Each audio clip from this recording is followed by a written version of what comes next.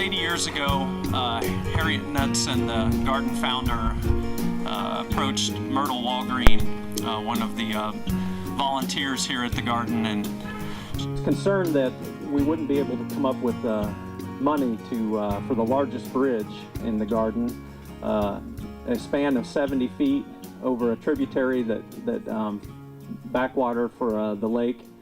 And Myrtle, who happened to be married to Charles R. Walgreen, who was the owner of Walgreen Drugs, went home and asked her husband for a birthday present, and that was a new bridge for the garden.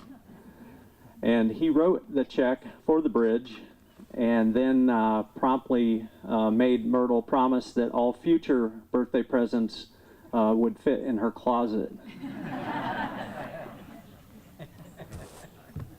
So after he wrote the check, the bridge was installed, and it was a great bridge, and it's become a symbol, one of our symbols here in the garden. Many events have taken place on it, many weddings, wedding photos, senior photos. So replacing this bridge was a huge priority for us here at the garden. This story would not be possible without one of our biggest partners, and that being the city of Springfield.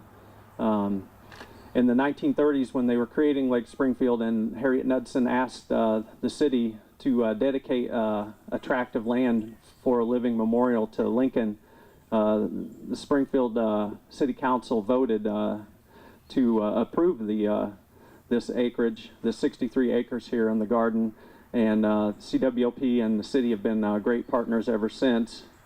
And at 1940, during the bridge dedication, former Mayor John Capp Jr. was here and spoke at the dedication. And today I'm honored to introduce Mayor James O. Langfelder to say a few words at our event. Mayor.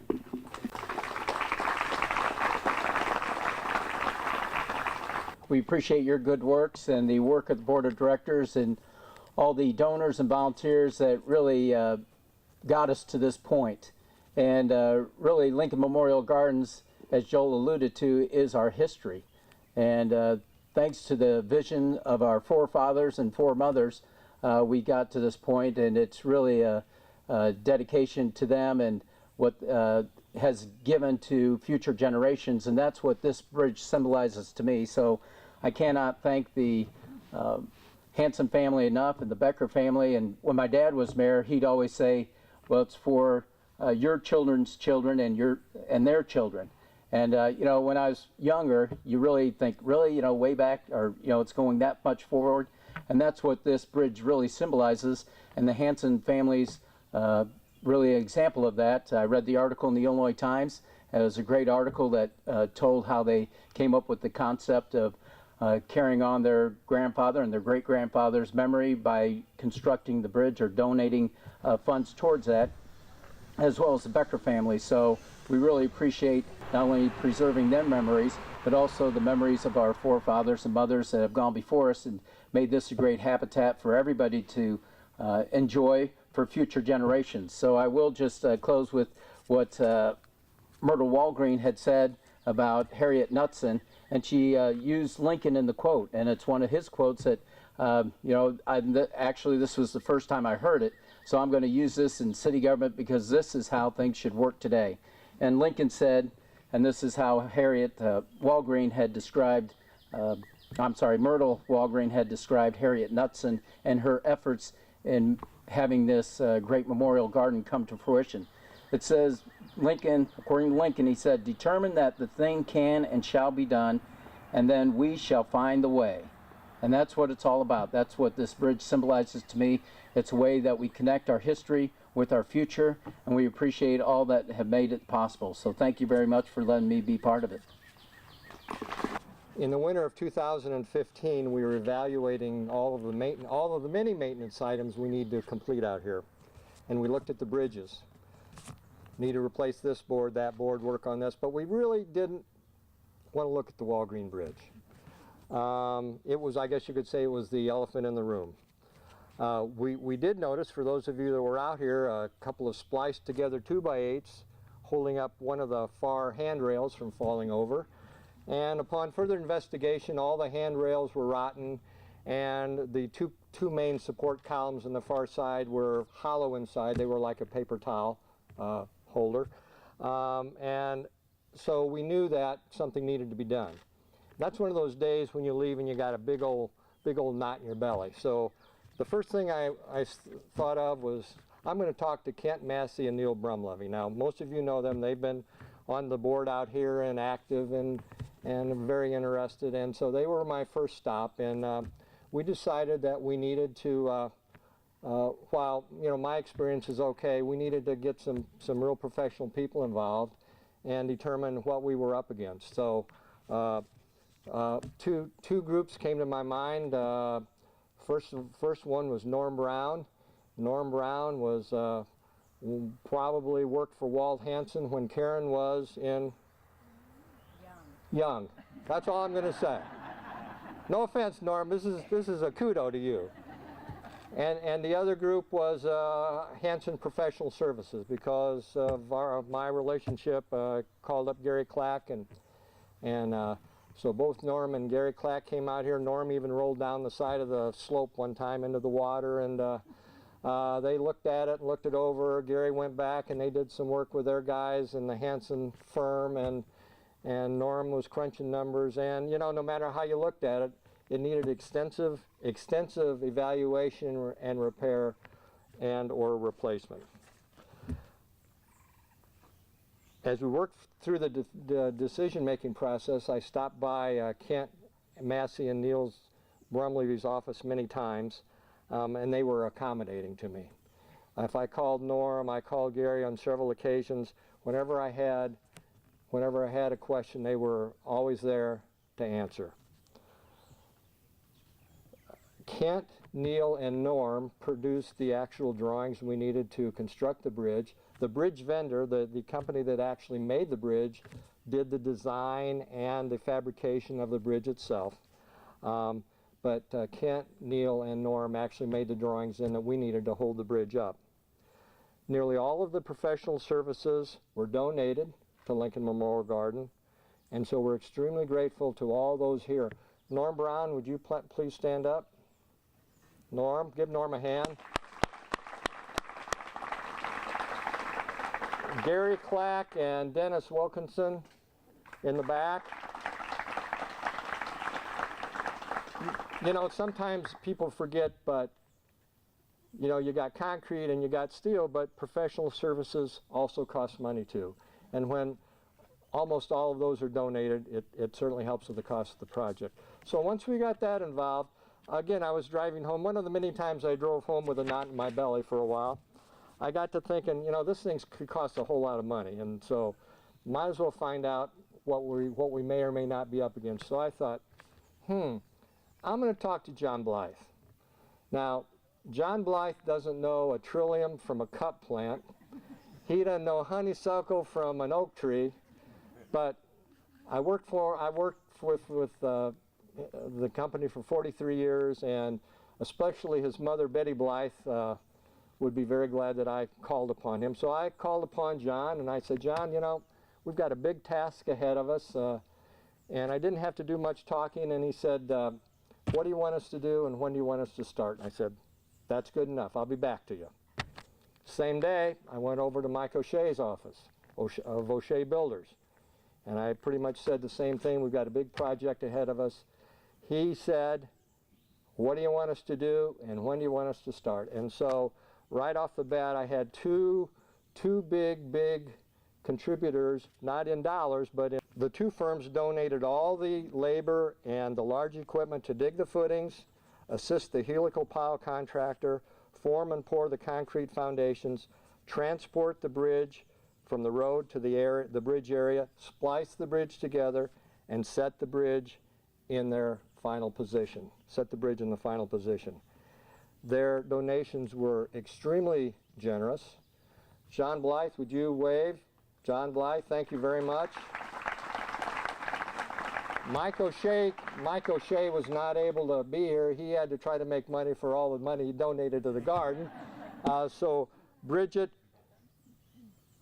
Ingebrigtsen, would you please stand? She is representing O'Shea Builders, and we want to give her a big round of applause. So once I had that, I felt a whole lot better, and everything started to fall into place. But you can't imagine how much of a help those big major donations were. And just on a sidelight, I was out at Jones Blythe stores a lot of their equipment out at Martin Equipment, a John Deere dealer out by the airport. And I was out there one day looking over a track backhoe that was stored out there. And the manager, Rob Garlish, I was talking to him, and he wanted to know the story and all that. And he said, well, I'll just haul that track backhoe out there for you at no cost. So these things kept going, and then I went to pick up the anchor bolts at Savaggio Steel, and Mark Savaggio said, don't worry, it's all taken care of. So I hope you all really appreciate the significance and the dollar value of the donations these local companies made to this project.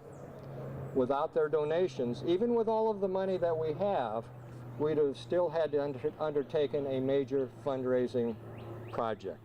And I want to personally thank all of you people for all of your donations to the garden and to this project. Thank you very much.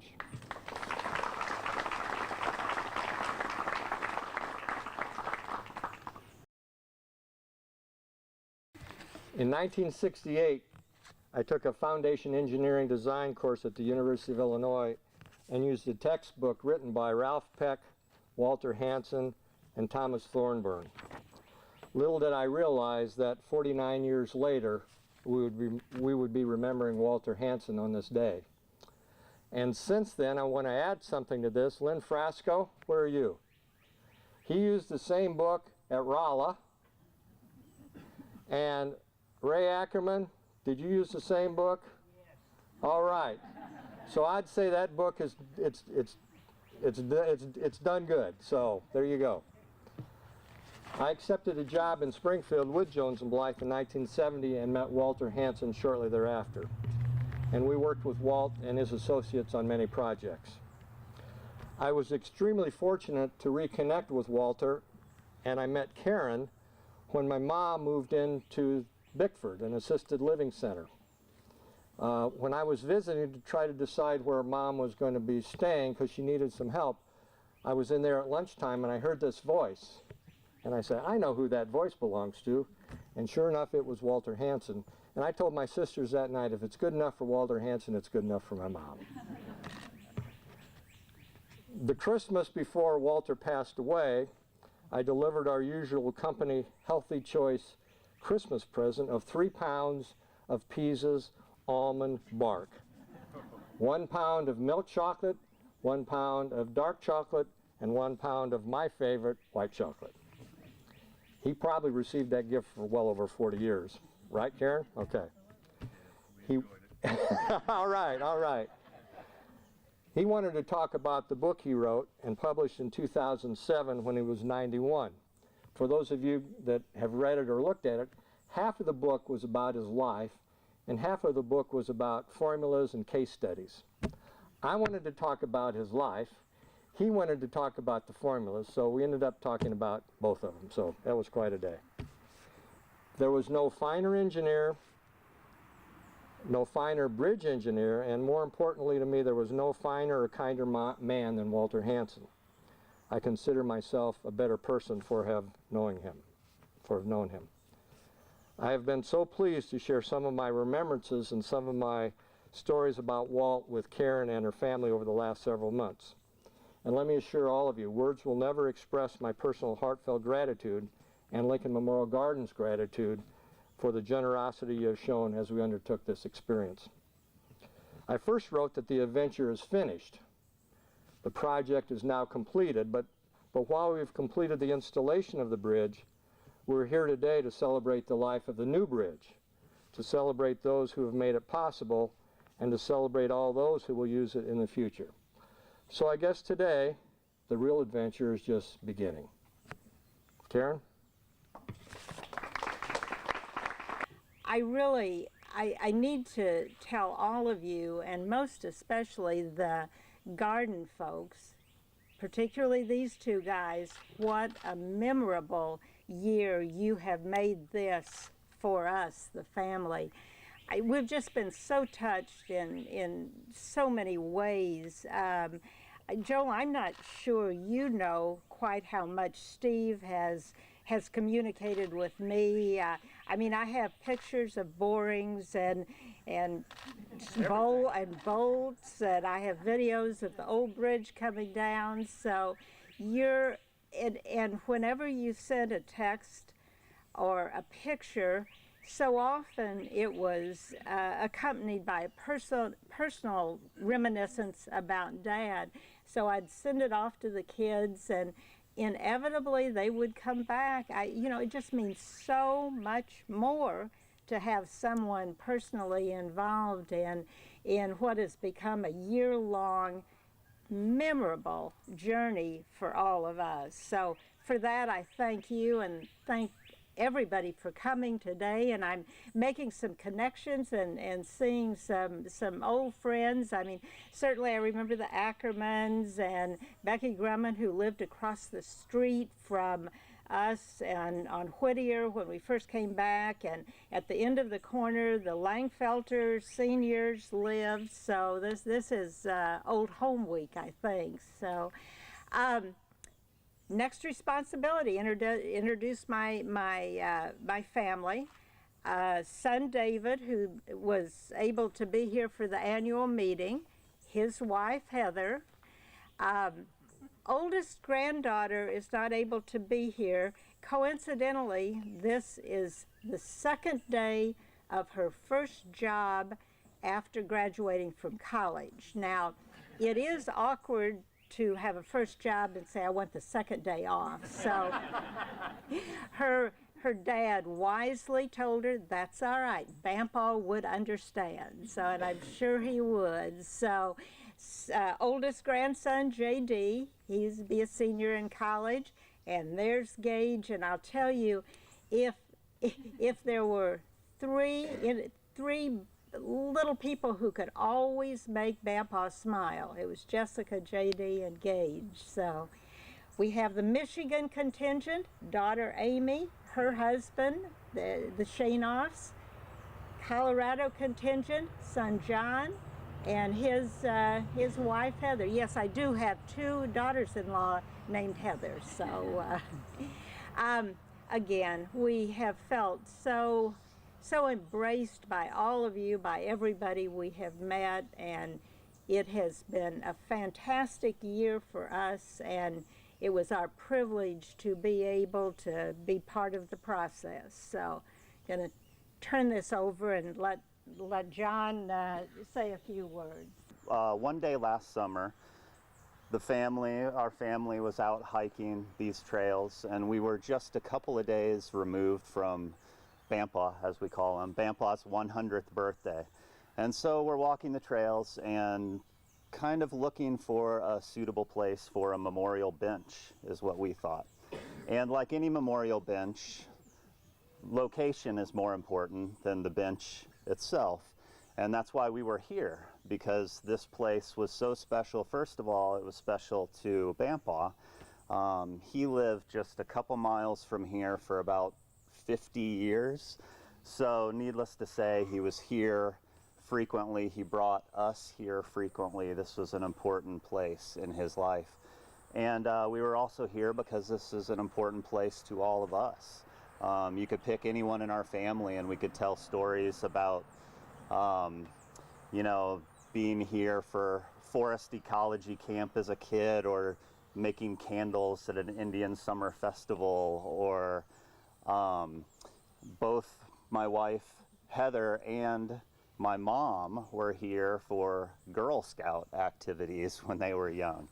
And like my brother Dave, he brought Bampaw here in the last stages of his life, pushed him in a wheelchair up and down here. So this has been a place that has been really, really important to our whole family for a long time. And in fact, from my grandma and grandpa to my nieces and nephews, that's 4 generations of our family that have kind of lived along East Lake Drive and considered this, part of our neighborhood.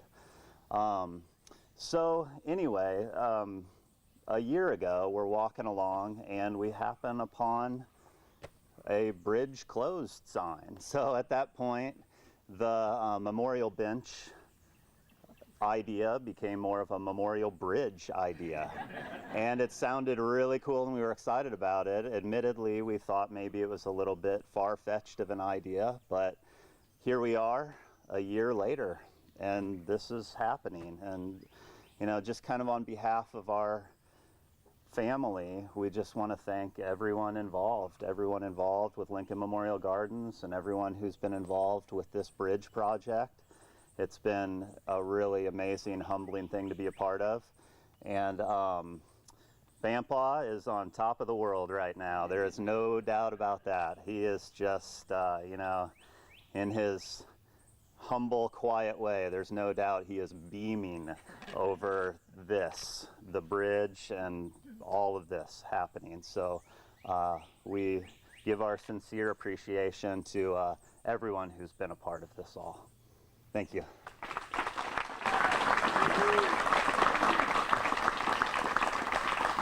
At this time, we'd like to walk down to the bridge, and we've got a ribbon to cut, and we'll dedicate it.